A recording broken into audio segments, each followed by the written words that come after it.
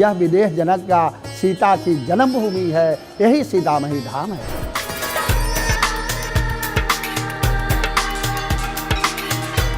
कण कण में राम श्रृंखला के इस नए एपिसोड में हम आपको ले चलते हैं बिहार के मिथिला में स्थित सीतामढ़ी में। सीतामढ़ी को माता सीता का जन्म स्थान माना जाता है। जनकपुर धाम के इस मंदिर की पौराणिक और आध्यात्मिक मान्यता है। माता सीता के इस मंदिर में आपको मैथिल वास्तुकला की बेजोड़ सुंदरता दिखाई देगी।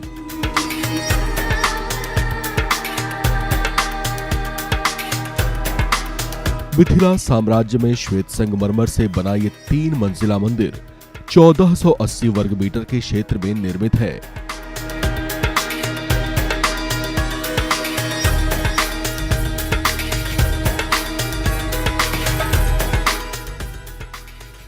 सीतामढ़ी हिंदू पौराणिक कथाओं में एक पवित्र स्थान है।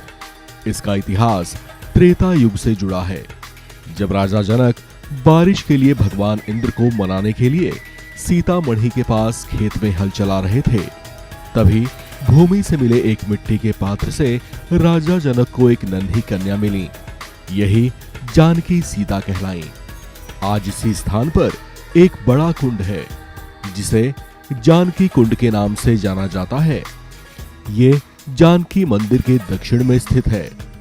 राजा जनक ने सीता जी के विवाह के बाद इस स्थान को चिन्हित करने के लिए भगवान राम, माता सीता और लक्ष्मण जी की मूर्तियां स्थापित करवाई थीं। विदेह जनक का खेत बाड़ी था। इसमें रावण अपने देश में ऋषि मुनि से कर लेकर घड़ा में रखा था, और वह घड़ा लंका में रखा तो आकाशवाणी हुआ कि यह घड़ा जहाँ रहेगा वहाँ विनाश हो जाएगा। वह घड़ा ले आकर विदेह जनक के राज में यही खेत में लुप्त कर दिया था। उसी समय से बारिश बंद हो गया। तो यहाँ के विदेह जनक इंद्रलोक में जाकर वह प्रार्थना किए, तो वह कहें कि घड़ा जाओ वहाँ खेत में हल चलाओ। तो वहाँ से आए विदेह जनक, सब ऋषि मुनि संतों को बुलाए और सबको आकर हल की पूजा किया, और विदेह जनक अपने हाथों हल चलाए, और चलाने पर जहाँ सीता थी वह घड़ा में ठेका, घड़ा फूट गई, साक्षात सीता प्रकट हो गई। मंदिर के इष्ट देव श्री राम, सीता और हनुमान जी हैं। सीतामढ़ी की पहचान ऐतिहासिक रूप से इसके पौराणिक महत्व के कारण है। भगवान राम यहाँ के जमाई हैं। ऐसे में रामनवमी, विवाह पंचमी और दशई तिहार के अवसर पर यहाँ बड़ी संख्या में श्रद्धालु दर्शन के लिए आते हैं। यहाँ आने वालों में भारत के अलग अलग राज्यों के अलावा नेपाल और श्रीलंका से भी बड़ी संख्या में श्रद्धालु आते हैं।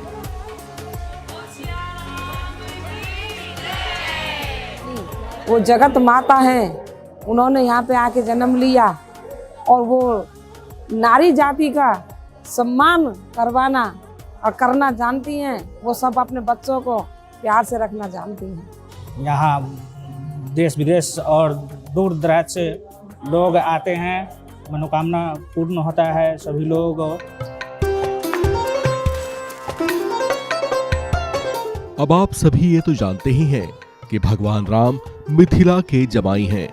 इस तरह से मजेदार बात यह है कि अखंड ब्रह्मांड में भगवान श्री राम को गाली देने का अधिकार सिर्फ मिथिला वासियों को ही है।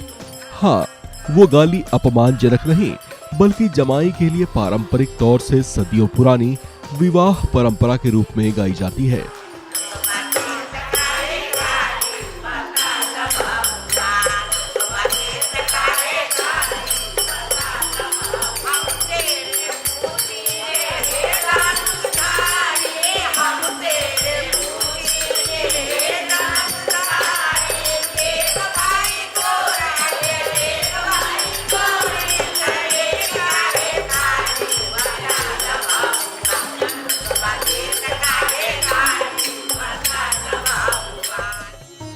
गुजरती शताब्दियों के साथ साथ ये स्थान घने वन में बदल गया था, लेकिन एक हिंदू तपस्वी जिनका नाम बीरबलदास था, उन्हें दैवीय प्रेरणा से उस स्थान का पता चला जहां सीता जी का जन्म हुआ था।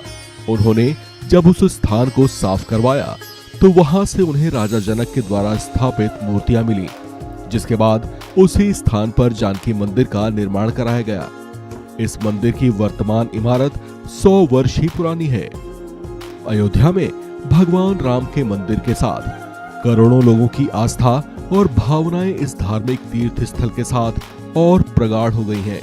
पूरे विश्व में सारे में ये फैला हुआ है कि रामचंद्र जी का मंदिर कभी ना बना ना बनेगा। पीछे की सरकार ने कहा, अब ये बना के दिखा दिया मोदी सरकार ने। भव्य मंदिर बना है और 22 तारीख को वहाँ पर श्री राम लला जी का प्राण प्रतिष्ठा है। पीएम मोदी श्री राम सर्किट निर्माण करने का जो लक्ष्य लिया है, वो आपको अयोध्या से होते हुए, आपको जनकपुर धाम होते हुए, सीतामढ़ी होते हुए, आपको पशुपतिनाथ तक, नेपाल तक जोड़ने का वो एक सर्किट बना रहे हैं, जो कि हमारी आस्था के लिए बहुत ही महत्वपूर्ण है। कभी भी बहुत सरकार आई, काफी सरकार आई, लेकिन वो आज तक कर नहीं पाए। इन्होंने बहुत अच्छा किया।